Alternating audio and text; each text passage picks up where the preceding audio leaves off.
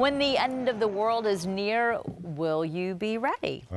Fox 26 meteorologist John Dawson is taking some lessons from a zombie survival kit to help us get our hurricane preparedness kit in tip-top shape.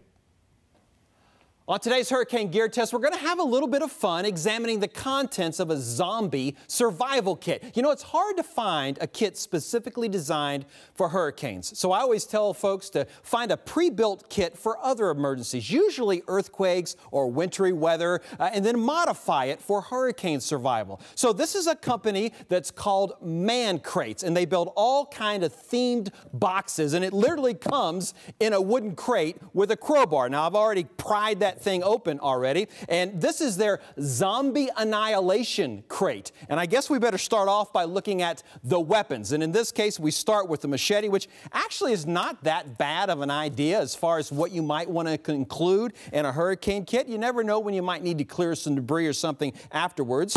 I'll just set that right there to begin with. Also included in the kit is a hatchet. Now, this is probably a little bit more practical as far as needing to cut down some trees or something along those lines. You can also use the other end to pound with something like a hammer. Another item is a knife. Wouldn't be that bad of an idea in a hurricane kit. They've got one here in the zombie kit. This is a para knife, and it also includes a built-in fire starter. So that's something with a little bit of extra. There's got a shovel here. I hope we're not going to have to do a lot of digging, but if you could need to do a little bit of digging, that'll certainly help. And then we get to some much more practical items like a flashlight. You're going to find that in just about every emergency kit. You're also going to find a first aid kit in just about every emergency kit. One of my favorite items is duct tape. Now, this is even a step further perhaps with Gorilla Tape. Now, I really do like the fact that this is a smaller size. It's a 1 inch, and that's something that seems to me to be a lot more practical. And you got to eat, right? In all survival kits, well, in this case, you get a can of Spam to enjoy as part of your survival. And the one thing that you're probably not going to need for hurricanes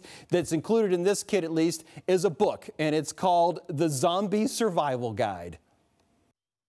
Here's the bottom line on the Zombie Annihilation Crate. I was surprised at how many items actually would be helpful after a hurricane makes its landfall. I give it a Cat 3 out of a possible 5 on my hurricane kit priority scale. Definitely more sharp objects than you need, but several other really helpful items normally found in emergency kits. It's going to cost you about $150, so you are paying for some of the fun, but I wouldn't call it a ridiculous price. Go to my Facebook page and tell me, are you more worried about hurricanes or zombies?